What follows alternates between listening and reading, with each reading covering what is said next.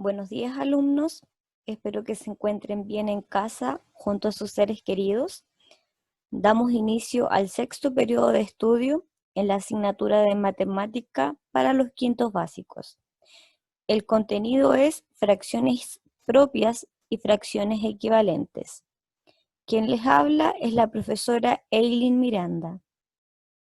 Como dijimos anteriormente, este segundo video se relaciona con el contenido de fracciones propias. Fracciones propias. Texto del estudiante, página 176. La sección Aprendo nos dice: para incentivar una colación saludable, los estudiantes de quinto básico comparten una jalea de frutas durante el recreo. Ahí se ven los estudiantes compartiendo la jalea. La jalea está dividida en 5 partes iguales y la puedes representar gráficamente como se muestra a continuación. Este entero está formado por 5 partes iguales. Aquí tenemos que una de esas partes, un quinto, es una de las 5 partes iguales. La fracción un quinto es una fracción unitaria porque representa una de las 5 partes iguales del entero. Esta fracción la puedes leer y escribir como un quinto. Del mismo modo, la fracción 5 quintos equivale al entero, ya que representa las 5 partes iguales que lo forman. Si yo pintara esta y esta parte también de celeste, tendría los 5 quintos que corresponden al entero. Acá tenemos un mensaje. Atención, fracción unitaria. Son aquellas que el numerador es 1, ¿ya? Por ejemplo, un sexto, un séptimo, un octavo, un noveno, un décimo, un onceavo, un doceavo, etc. Fracciones propias, página 177. El siguiente diagrama representa un entero formado por 5 partes iguales. Es similar a lo que vimos anteriormente. En el entero, 2 partes son rojas y 3 partes son amarillas. ¿Qué fracción del entero es rojo y qué fracción del entero es amarillo? La cantidad de partes rojas es 2. La cantidad de partes del entero es 5. Por lo tanto, la fracción del entero que es rojo sería 2 de 5, o sea, 2 quintos. Y acá también nos preguntaba qué fracción del entero es amarillo. La cantidad de partes amarillas es 3, como lo podemos ver ahí. La cantidad de partes del entero, el total del entero son 5. Entonces la fracción sería que 3 de esas 5 son amarillas. Por lo tanto, la fracción es 3 quintos. Atención, la fracción 2 quintos las puedes leer y escribir como 2 quintos y la fracción 3 quintos como 3 quintos. 2 quintos y 3 quintos forman un entero. Ahí tenemos el entero.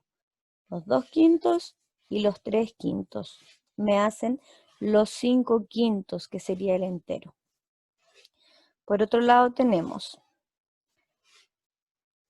2 tercios del círculo están pintados. 2 es el numerador y 3 es el total de partes, denominador. Una fracción es propia si el numerador es menor que el denominador. Una fracción es equivalente a la unidad si su numerador es igual al denominador. ¿Qué quiere decir? Que para ser propia no puede estar completamente pintada y una fracción equivalente a la unidad es cuando está completamente pintada, porque, por ejemplo, se divide en 3 partes y las 3 partes están pintadas. En la fracción 2 tercios, el numerador corresponde a la cantidad de partes pintadas del círculo y el denominador a la cantidad de partes iguales en que se dividió el círculo. Texto, página 176. Observa la representación y luego completa. El entero se dividió en Vean ahí, ¿en cuántas partes iguales? Partes iguales. Lo cuentan y lo escriben. Luego veo, ¿cuántas partes están pintadas? Hay uno. Hay una parte pintada. Hay una de un total de... Ahí, eso nos va a servir para saber cuál es el total de partes pintadas. Hay una de 6 partes pintadas, es decir, un sexto. Un grupo de amigos representó la fracción 1/8. Considera que cada representación está dividida en 8 partes iguales. ¿Quiénes lo representaron correctamente? Justifica tu respuesta. La clave de este problema está en que debes considerar que cada representación está dividida en 8 partes iguales. Veamos quiénes de ellos realmente dividieron la representación en 8 partes iguales. Página 177. Completa con la fracción del entero que representan las partes pintadas. El entero está formado por partes iguales. Contemos cuántas partes tiene el entero. Y veamos la fracción. Del entero están pintados. Ahí yo pongo la cantidad pintada en el numerador y la cantidad total en el denominador. Escribe con palabras cada fracción. Yo voy a hacer un ejemplo. Voy a hacer el ejemplo de la B. 5/12. Se escribiría en palabras. 5/12. Siguiente. Observa la representación y luego completa. Fracción del rectángulo están pintados. Veamos qué fracción. 1, 2, 3, 4, 5, 6, 7, 8, 9, 10. Veo numerador es la cantidad pintada, denominador es la cantidad total. Y la cantidad que no están pintados. Luego yo me doy cuenta, al igual que en el ejemplo del cuadernillo, que la cantidad pintada y la cantidad sin pintar forman mi entero.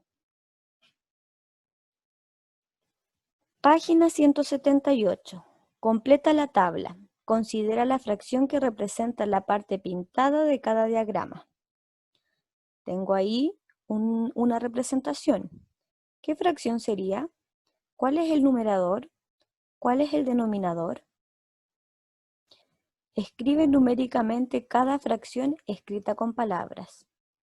5/6, es decir, el 5 en el numerador arriba y el 6 en el denominador abajo. Siguiente, analiza la siguiente situación y luego responde. Claudio representó la torta de frutas de su cumpleaños con un diagrama. En este las partes pintadas son los trozos que quedan. Esto es lo que queda. ¿Qué fracción del total quedó? Explica a tu compañero o compañero cómo identificaste esta fracción. En este caso tú lo vas a explicar en el cuaderno. ¿Es correcta la representación que hizo Claudio? ¿Por qué? Recuerden anteriormente cuál era la condición para representar una fracción. ¿Cómo lo habrías representado tú? Si tú no estás de acuerdo con esta representación, realiza un dibujo en tu cuaderno de cómo debiese haber sido la representación, cumpliendo aquella condición que dijimos anteriormente, ¿ya? Donde todas las partes tenían que ser iguales. Luego, representa la fracción 1/4 en cada figura. Explica por qué las 3 representaciones corresponden a la misma fracción. Esto más que nada es creatividad de ustedes. Yo lo intenté y las 3 figuras pueden dividirse en 4 partes iguales. Recuerden, partes iguales.